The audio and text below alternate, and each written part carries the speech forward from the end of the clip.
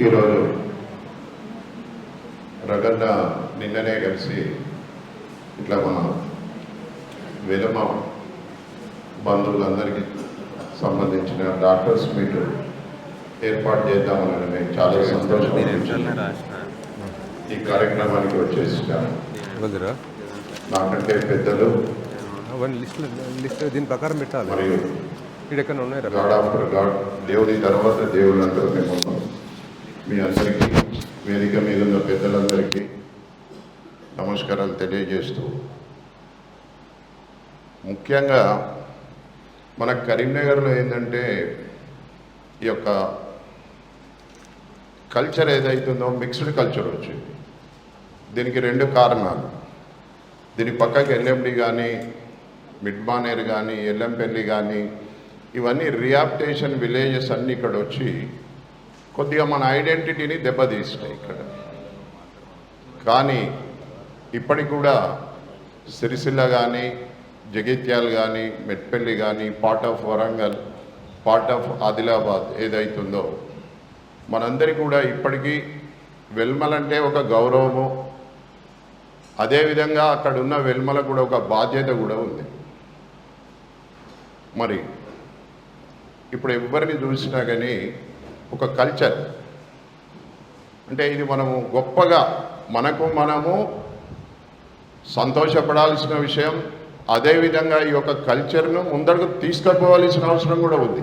సంబరపడంగానే అయిపోదు, సంతోషపడంగానే అయిపోదు.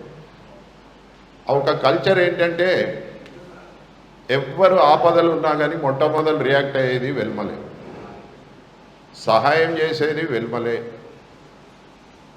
మాటలు పడేది కూడా వెల్మలే.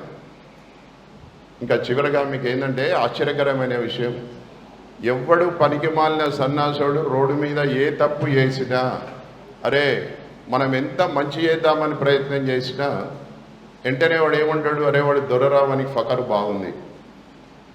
మరి మనం ఎక్కడ ఇరుక్కపోతున్నాం? మనకై మనం ఇరుక్కపోతలేం. వానికి ఏమో అవుతుంది పాపం అని వానికి సహాయం చేసే పరిస్థితుల్లో మనం తెలియకుండానే ఇరుక్కపోతున్నాం. మరి ఈ యొక్క ప్రమాదాన్ని మనం ఎప్పుడూ ఐడెంటిఫై చేస్తూ ఆ ప్రమాదంలోకి వెళ్ళి ఏ విధంగా బయటపడాలి, మనం కూడా అప్డేట్ కావాలి కదా.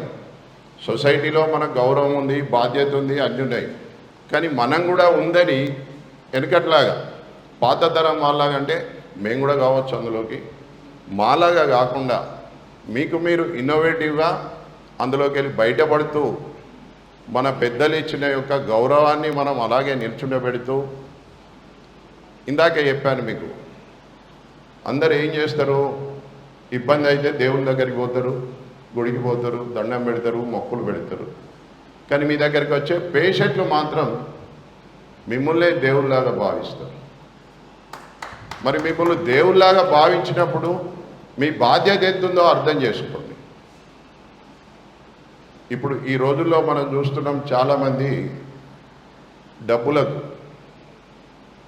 అక్కర్లేని మెడిసిను, అక్కర్లేని డయాగ్నోసిస్ చేస్తూ ఒక క్రిటిసిజానికి గురి అయిన పరిస్థితి ఈరోజు. ఇందాక రగన్న చెప్పిండు, ఎక్కడైనా మేము రోజు చూస్తుంటాం, మేము రోజు ఒక 3-4 కేసులు ఉంటాయి మాకు. హాస్పిటల్ పోతే ఒక బిల్లు వేస్తారు అనుకోండి, నమ్మరు. పేషెంట్ మీద డాక్టర్కి నమ్మకం ఉండలేదు, డాక్టర్ మీద పేషెంట్కి నమ్మకం ఉండలేదు. ఇక్కడ ఇబ్బంది ఎక్కడైతుందంటే మంచి వాళ్ళు ఎవరైనా పద్ధతి కొద్దీ బిల్లు వేసిర్రు అనుకోర్రి, మా బిఎన్ రావు సాబ్ 10,000 బిల్లు వేసిర్రు అనుకోర్రి, అరే బిఎన్ రావు సాబ్ మీరు చెప్పినాక తక్కువ చేయరా, మరి బిఎన్ రావు సాబ్ వేసిందే 10,000 లెక్క కొద్దీ, అరే 5,000 కడదాం రమణారావు గారు. మరి మేము ఎక్కడికి కూడా, బిఎన్ రావు ఎక్కడికి కూడా. బిఎన్ రావు గారికి ఇబ్బంది కావద్దు, మాకు ఇబ్బంది కావద్దంటే కౌన్సిలింగ్, చిన్న కౌన్సిలింగ్, మీ దగ్గరికి వచ్చే పేషెంట్లను చిన్నగా కౌన్సిలింగ్ చేస్తూ వారికి వాస్తవాలు తెలియజేస్తూ మనం ముందుకెళ్తే తప్పనిసరిగా ఈ యొక్క కరీంనగర్ జిల్లా అనేది చాలా ప్రాముఖ్యమైనది. ఇక్కడ మన ఐడెంటిటీ అనేది ఎస్టాబ్లిష్ అయింది. మరి ఆ ఎస్టాబ్లిష్మెంట్లో మాకంటే ఎక్కువ పాత్ర మీదే. ఇప్పుడు చూస్తున్నాం, సమాజంలో రకరకాల ఫీల్డ్స్ ఉన్నాయి. Apart from that all the fields, the Nobel field is the doctor. మరి ఈ ప్రొఫెషన్లో మీరు అందరు ఉన్నందుకు మాకెంతో గర్వంగా ఉంది. అదేవిధంగా ఈరోజు మిమ్మల్ని ఒక చిన్న కోరిక అనుకుంటున్నాను. మీకు సాధ్యమైతేనే తిట్టకండి, ఎందుకంటే ఎక్కడికి పోయినా ఏదో డాన్స్ మీద తిట్టుబడి నాకు అలవాటు అయిపోయింది, నేనేమనుకోను. కానీ మీరు కంఫర్ట్ జోన్లో ఉంటే, మీరు నిజంగా చేయగలిగితే, మన వెల్మా ఫ్యామిలీలు చితికిపోయినవి ఎన్నో ఉన్నాయి. ఒక్కరిని అడాప్ట్ చేసి మీ ప్రొఫెషన్లో కొద్దిగా సపోర్ట్ చేయండి. నాకేమవుతుంది, మీరు చెయ్యగలిగితే, మీకు చెయ్యాలని ఉండి అవకాశం ఉంటే, ఎస్టాబ్లిష్మెంట్ అంటే మీరు ఫైనాన్షియల్గా వెల్ ఎస్టాబ్లిష్ అయితే, ఒక్కరికి ఎవరికైనా మన వెల్మా ఫ్యామిలీలో ఒక మీ ప్రొఫెషన్లో చదివే వాళ్ళకు డబ్బు లేక ఈరోజు చాలామంది ఇబ్బంది పడుతున్నారు, మేము చూస్తుంటాం. నిజంగా డబ్బు లేని వాళ్ళు, నిజంగా కూడా హూ డిజర్వ్ ఇట్, మీరు కూడా ప్రయత్నం చేయండి.